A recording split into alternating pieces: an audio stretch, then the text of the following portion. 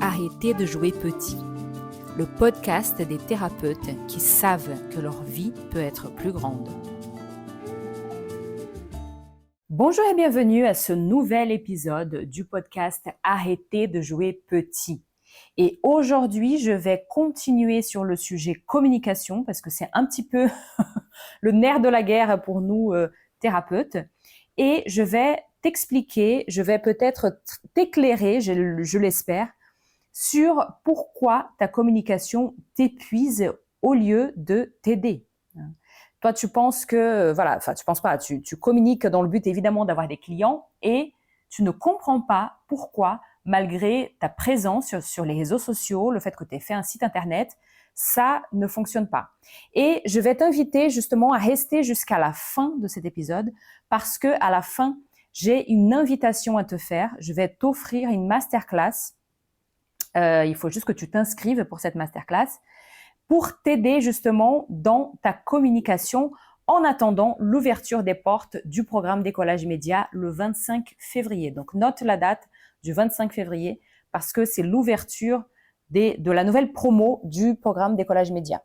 Bon, allons-y pour le sujet du jour qui est justement le fait qu'il y a beaucoup de thérapeutes qui communiquent. C'est quelque chose que j'observe beaucoup. Je suis sur Instagram pour moi, pour communiquer, mais aussi pour observer un peu ce que font les thérapeutes. Donc, je vous observe. Je vois qu'il y en a beaucoup qui communiquent, qui sont présents sur les réseaux. Il y a des publications qui sont régulières. Et pourtant, ça ne marche pas. Ces thérapeutes sont fatigués, découragés. Parfois, il y en a même qui vont jusqu'à dire « je suis écœurée par la communication ». Pourquoi ? Parce qu'il y a ce sentiment que j'ai décrivé il y a quelques secondes. Je fais des efforts, mais ça ne sert à rien. Je ne suis pas faite pour ça. Et le truc qui revient aussi tout le temps, c'est « je n'aime pas me montrer ». Donc, elles finissent par conclure que la communication n'est pas pour elles. Et aujourd'hui, j'ai envie de te proposer une nouvelle lecture de ce problème.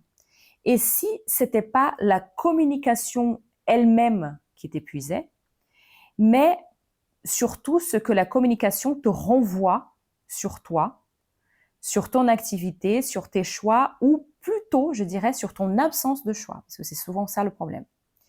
Donc, c'est ça la première réflexion que je voudrais amener aujourd'hui, c'est qu'on accuse souvent la communication de ne pas remplir son rôle. Or, la communication, elle n'a pas forcément le rôle auquel on pense. La communication, en réalité, elle ne fait qu'une chose, elle ne fait que amplifier ce qui est déjà là. Donc, si ton message est clair, ta communication va l'amplifier. Si ton positionnement est flou, la communication va amplifier le flou. Si tu doutes de ta place, si tu ne sais pas trop pour qui, pourquoi, qui je suis dans cette histoire, la communication va amplifier tes doutes. Donc la communication, contrairement à ce qu'on pourrait imaginer, et je pense qu'on est nombreux quand on démarre à imaginer ça, c'est pas une solution magique. C'est un révélateur. Et c'est précisément pour ça qu'elle est si inconfortable. Parce qu'elle t'oblige à regarder certaines vérités en face et qu'on n'a pas forcément envie de regarder et on ne comprend pas pourquoi ça ne marche pas. Et justement, il est là le problème, c'est qu'avant de commencer à communiquer sérieusement, on se dit « non mais c'est bon en fait, là pour le moment je me suis lancée depuis 1 mois, 2 mois, 3 mois, je n'ai pas encore sérieusement communiqué, mais t'inquiète pas, la semaine prochaine je lance mon site internet, dans 2 semaines je vais lancer mon compte Instagram et là ça va exploser, je vais avoir plein de clients ». Mais malheureusement, ça ne se passe pas comme ça. Parce que communiquer, ce n'est pas juste poster. Communiquer, c'est pas juste poster et être présent sur les réseaux, c'est pas ça communiquer. Il y a eu une époque, et j'en parlais dans l'épisode de la semaine dernière, où poster pour poster était suffisant, ça apportait déjà quelque chose. La fameuse photo du coucher de soleil avec le message « Belle journée à tous », c'était suffisant pour que l'algorithme comprenne que tu existes, que tu as des likes, que tu as une certaine visibilité. Aujourd'hui, il y a trop de monde sur les réseaux, ça ne suffit pas. Cette époque-là du bon week-end tout le monde est révolue. Donc aujourd'hui, communiquer, il faut être beaucoup plus pointu. C'est choisir ce que tu dis, ce que tu ne dis pas, à qui tu parles et surtout accepter d'être vu. Et ça met en lumière des choses assez profondes auxquelles, en général, on n'avait pas été confronté jusqu'ici, même si on a déjà une trentaine d'années, une quarantaine d'années, une quarantaine d'années, une cinquantaine d'années, une soixantaine d'années. Avant de se lancer dans cette chose-là, on ne savait pas qu'on avait, par exemple, si peur que ça d'être jugé, la peur de ne pas être légitime, la peur d'être trop, de ne pas être assez, la peur de perdre son authenticité si on se montre. Mais aussi, et on n'en parle pas assez, la peur de réussir vraiment. On dit qu'on veut réussir, mais inconsciemment, il y a beaucoup de personnes qui ne sont pas prêtes pour la réussite. Parce que communiquer, c'est aussi sortir de l'invisible. Et l'invisible, il est confortable. Donc, on est là sous notre petite couverture d'invisibilité. On n'est pas vraiment impliqué. On n'a pas toute la responsabilité qui vient avec le fait de devenir visible.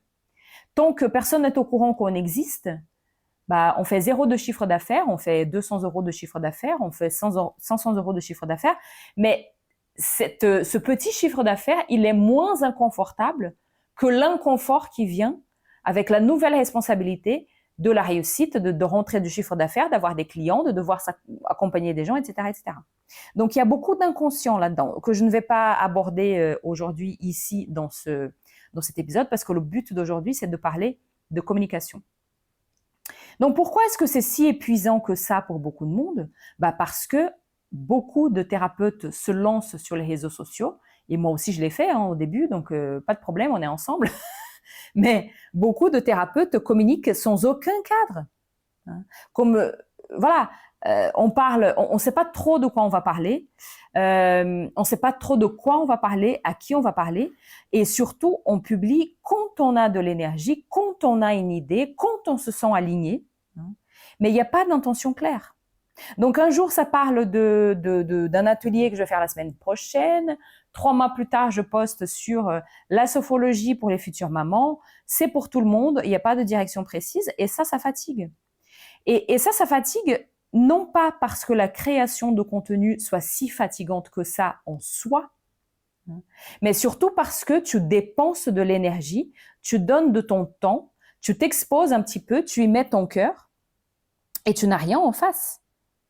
Donc, c'est pas que la communication en soi, soit si épuisante que ça, c'est ta frustration qui va t'épuiser. C'est l'absence de structure derrière cette communication qui est épuisante. Parce que oui, la communication, elle prend du temps. Et elle doit prendre du temps. Parce que c'est un levier indispensable pour la croissance de ton entreprise. Tu es un chef d'entreprise. Et si tu veux rester sur le marché, que ton entreprise reste vivante sur le marché, tu dois communiquer. Donc oui, ça prend du temps, mais quand on a des résultats avec cette communication, c'est un poste de ton entreprise comme un autre. Donc c'est pas frustrant. Donc comme c'est pas frustrant et que ça t'apporte des résultats, c'est pas épuisant. Et l'erreur qu'on fait, c'est qu'on pense que comme je disais il y a quelques instants, je vais poster sur les réseaux sociaux et bim, ça va m'apporter des clients. Je l'ai pas encore fait, donc, mais je suis sûre que la semaine prochaine, quand je vais créer mon compte Instagram, tout va changer. Et en fait, non, ça ne se passe pas comme ça. Parce que bien sûr que tu communiques pour avoir des clients, mais c'est pas automatique. La communication, elle t'apporte pas des clients directement. Je dirais que la communication, elle est l'avant-dernier maillon de la chaîne, pas le dernier. Parce que ta communication, elle sert à créer de la compréhension, elle sert à te donner de la visibilité, à créer de la projection, à créer de la confiance chez la personne qui te lit.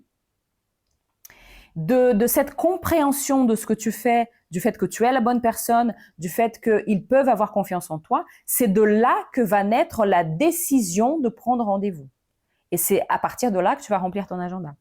Donc la communication, oui, elle sert à remplir ton agenda, mais pas n'importe comment, pas mécaniquement, pas automatiquement. Sur le simple fait que tu as un compte Instagram, ça ne va pas t'apporter des clients.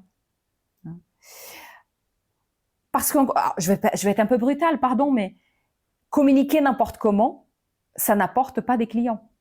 Donc encore une fois, on revient à ce que je disais il y a quelques instants, on manque de structure. Et malheureusement, comme je disais je regarde beaucoup ce que font les thérapeutes et c'est très souvent ça. Et c'est pas de ta faute, hein, on t'a pas appris à communiquer, mais communiquer pour tout le monde, communiquer en décrivant ta technique. Ça, je vois beaucoup chez les sophrologues. Hein. La sophologie, c'est si, sos, frêne, logos, l'étymologie du mot. On s'en fout de ça. Pardon, mais on s'en fout. Personne ne veut savoir ce que ça veut dire la sophologie. Et si quelqu'un veut savoir ça, on va sur Google, on va sur ChatGPT.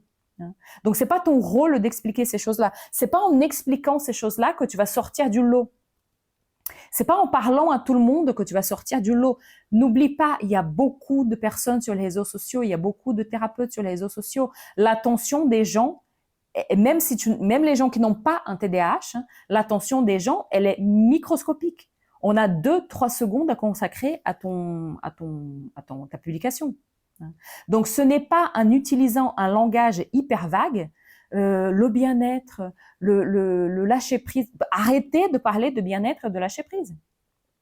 C'est pas en communiquant sans te montrer, alors que tu es thérapeute et on a envie de savoir avec qui on prend rendez-vous, que ça va t'apporter des clients. Donc non, la communication en tant que telle, elle n'apporte pas des clients. Et le problème, c'est que si tu fais ça 1 mois, 2 mois, 3 mois, 1 an, 2 ans, 3 ans, tu vas finir par conclure que la communication, ça marche pas. La communication, c'est pas pour moi. Sauf que c'est pas que la communication n'est pas pour toi, c'est pas que la communication ne marche pas, c'est pas que les réseaux sociaux ne marchent pas, c'est que tu as mal fait ta communication. Et encore une fois, je ne dis pas ça pour te culpabiliser. J'ai aussi énormément merdé sur ma communication dans le passé. Donc, c'est juste que tu ne sais pas comment faire. Mais je suis là pour t'aider justement. Donc, c'est pas communiquer pour communiquer. Ta communication, son rôle, comme je disais, n'est pas directement de t'apporter des clients. C'est indirectement parce que les personnes qui vont te lire, ils vont se reconnaître dans ce que tu racontes. Ils vont se sentir concernés par ta communication. Ils vont comprendre ce que tu fais. Ils vont comprendre que tu es la bonne personne pour les accompagner. Et c'est ça qui les fait prendre rendez-vous. C'est pas le simple fait que tu sois présent sur les réseaux. Donc, la communication, un de ses buts principaux, c'est de créer de la confiance. C'est que les gens, ils aient confiance en toi. Et alors, attention. Ce n'est pas en expliquant aux gens, parce que là, je te vois venir gros comme une maison, tu te dis, ah oui, mais les gens peuvent avoir confiance en moi parce que j'ai dit que j'étais sophrologue certifié RNCP. Non, alors, arrête. Les gens ne savent pas ce que ça veut dire RNCP. Enfin, il y a des gens qui savent, évidemment, mais arrête de dire des choses que les gens ne cherchent pas à savoir et que les gens ne comprennent pas. Toi, tu sais l'importance que ça a parce que tu es sophrologue. Et c'est valable aussi pour les autres métiers. La certification machin bidule, elle est connue à l'intérieur du petit monde des thérapeutes. Ton client idéal, il ne sait pas ce que ça veut dire. Donc, arrête de parler de tes certifications. Il va avoir confiance en toi quand tu vas montrer que tu le connais, lui, que tu sais quels sont ses problèmes, quels sont ses doutes, quelles sont ses difficultés, quels sont ses rêves, quelles sont ses envies. C'est ça qui va te donner de la crédibilité. Il faut avoir un diplôme. Hein. Je suis pas en train de dire que le diplôme n'est pas important, mais c'est pas d'en parler tout le temps c'est pas de là que vient ta crédibilité. Donc, la communication ne crée pas le fait que tu existes, encore une fois, sur Instagram, c'est pas ça qui donne confiance aux gens. C'est ce que tu vas dire qui va leur donner confiance. Même chose pour l'absence de cadre.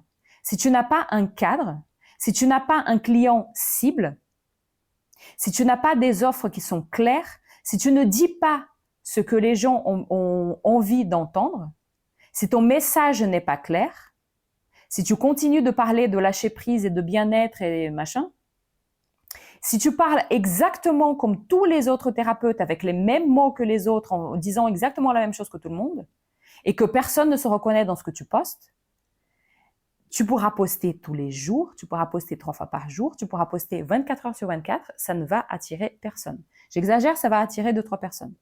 Mais c'est pas ça que tu veux. Et alors, attention, ça ne va attirer personne, ce n'est pas, y compris les personnes qui cherchent des solutions. C'est-à-dire, c'est ça le plus terrible, c'est que les gens qui cherchent des solutions comme la tienne, les gens qui qui pourraient réellement bénéficier de tes services, ils vont voir ce que tu fais et ils vont passer à autre chose. Donc, c'est pas parce que les gens n'ont pas d'argent en ce moment. C'est parce que ceux qui en ont, ceux qui veulent investir, ils regardent tes publications, ils savent pas quoi faire de ça. Ils comprennent pas ce que tu veux, ils comprennent pas que tu es pour eux, ils comprennent pas ce que tu fais, ils savent pas quoi faire de ce que tu dis. Donc, c'est ça qui est le plus terrible. C'est que on a créé tout un tas de mensonges. On a créé tout un tas de mythes, ça fonctionne pas parce que les gens n'ont pas d'argent, etc. Mais les gens qui ont de l'argent, qui veulent dépenser, ils te trouvent pas en fait. Donc, en communiquant n'importe comment, sans cadre, ça va pas fonctionner. Ça va créer de la pression, de la fatigue, de la frustration, un sentiment d'inutilité, pas parce que la communication est inutile, mais parce que sa fonction réelle n'est pas de déclencher des rendez-vous automatiquement par ta simple présence sur les réseaux. C'est la structure de ta communication, c'est le fait d'y avoir pensé, d'avoir structuré cette communication en amont qui va t'apporter des clients. Donc, la communication ne sert pas à remplir ton agenda directement, elle prépare plutôt la décision qui va rendre ce rendez-vous possible. Et la question que je te pose maintenant, c'est regarde ce que tu fais maintenant dans ta communication. Est-ce que les éléments que tu mets en avant dans ta communication permettent aux personnes qui vont tomber sur tes posts de devenir clients? Est-ce que dans ta communication, il y a suffisamment d'éléments pour permettre à quelqu'un de prendre une décision? Ou est-ce que ta communication les embrouille plus qu'autre chose? Involontairement, évidemment. Parce que la communication, elle crée pas sur du vide. Elle rend visible la cohérence que tu as déjà posée. Donc, si tu demandes à ta communication de faire tout le travail à ta place, elle peut pas. Elle ne fait que amplifier la structure, la clarté et la confiance que tu as déjà. Donc, avant de communiquer, tu auras compris, il y a des prérequis. Si tu as déjà communiqué, si tu as déjà commencé, ne t'inquiète pas, tu vas pouvoir restructurer tout ça. Donc, t'inquiète pas, non, tu n'es pas en retard. Tu ne vas pas être obligé de communiquer du zéro, à recommencer du zéro. Tu vas juste réorganiser. Donc, les prérequis, c'est des prérequis intérieurs. C'est savoir à qui tu t'adresses vraiment, ce que tu fais vraiment, ce que tu veux provoquer comme sensation vraiment, ce que tu refuses. Donc, la communication, et ça c'est très important, et ça aussi il faut le garder en tête, tu es une professionnelle. Tu es sur les réseaux pour avoir des clients. C'est ton travail, ce n'est pas ton passe-temps. Donc, tu ne peux pas te permettre de communiquer uniquement quand on a envie, quand tu as l'inspiration, quand tu te sens aligné avec le cosmos. Je donne souvent cet exemple-là, mais comment ça se fait que quand on sort dans la rue, quand on allume la télé, quand on écoute, quand on va sur YouTube, enfin partout, on voit de la pub d'entreprises qui sont archi consacrées. Pourquoi est-ce que encore aujourd'hui, Apple, Coca-Cola, Yves Saint Laurent, Carrefour, ils font tout le temps de la pub? C'est déjà des entreprises consacrées. Donc, s'ils en font, c'est que c'est utile, c'est que c'est important, c'est que c'est un levier stratégique majeur pour la réussite et pour la survie de n'importe quelle entreprise. Donc, qui sommes-nous pour nous dire que poster une fois de temps en temps, sans même prendre le soin de savoir si ce que je fais est vraiment utile, va être suffisant? Non, ce n'est pas suffisant. Être présent sur les réseaux, ce n'est pas suffisant. Donc, quand tu vas te poser pour restructurer ta communication, c'est là où tout va devenir beaucoup plus clair. Ta communication va devenir beaucoup plus simple. La structuration va la rendre beaucoup plus simple, beaucoup plus fluide, beaucoup plus juste. Ça va être beaucoup plus rapide, beaucoup plus facile. Parce que tu auras pensé à tout ce que je viens de dire, pour qui, pourquoi, etc., mon message.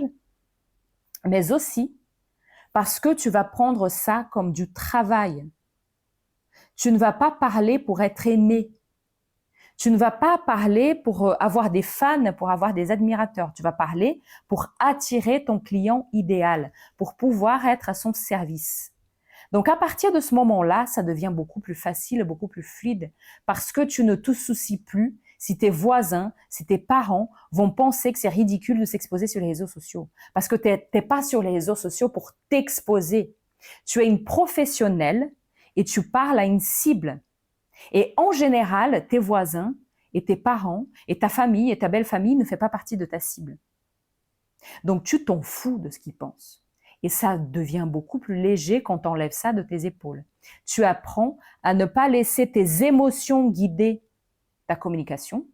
C'est ta structure qui va guider ta communication. C'est ton client cible qui va guider ta communication. Donc, tu ne cherches plus à convaincre, tu vas laisser l'autre se reconnaître dans ta communication. Et ça n'a pas de prix. Voilà, c'est à partir de ce moment-là que tu comprends la puissance de la communication. Tu ne vas plus communiquer depuis la peur de ne pas avoir des résultats, depuis la peur de ne pas avoir des clients, depuis le désespoir de devoir avoir n'importe qui comme client. La communication, elle cesse d'être une lutte et elle devient une continuité fluide, quelque chose de naturel et de normal. Donc, si aujourd'hui ta communication t'épuise, c'est pas parce que t'es pas faite pour ça, c'est parce que tu lui demandes de faire un travail qui n'est pas le sien. Et justement, dans la masterclass, c'est ça l'invitation que j'avais envie de te faire, dans la masterclass que je vais faire prochainement, le 23, 24 et 25 février, le nom de la masterclass, c'est pourquoi ta communication ne donne pas les résultats que tu attends. On va tout remettre à sa place. Pas pour que tu communiques plus, pas pour que tu t'épuises, mais pour que tu communiques de façon juste. Donc, si tu sens que quelque chose doit changer dans ta façon d'aborder la communication, cette masterclass, elle est le bon point de départ. Donc, 23, 24, 25 février, c'est une masterclass qui est offerte, mais il faut t'inscrire. N'oublie pas, et tu sauras comment faire une fois que tu es inscrit, de rejoindre aussi la liste VIP sur WhatsApp, parce que ça va t'aider aussi à préparer. Il y a tous les liens qui vont être envoyés sur cette liste VIP sur WhatsApp. Et cette masterclass, elle prépare l'arrivée de la nouvelle promo, la réouverture du programme Décollage Média, qui est le programme que j'ai créé justement pour te donner de la structure, pour te permettre d'arrêter de perdre ton temps avec ta communication et enfin communiquer de façon juste qui va te permettre d'attirer des clients. Voilà, c'était ça que j'avais à te dire aujourd'hui au sujet de la communication et je te retrouve dans la masterclass dans Décollage Média et la semaine prochaine pour un nouvel épisode de podcast. Merci d'avoir passé ce moment avec moi. Si cet épisode t'a aidé à réfléchir, à voir les choses autrement ou à faire un pas de côté, pense à t'abonner au podcast et à laisser une note ou un commentaire sur ta plateforme d'écoute. Tu peux aussi me retrouver sur Instagram et sur YouTube où je partage du contenu complémentaire autour de ces mêmes sujets. Et on se retrouve très vite pour un prochain épisode.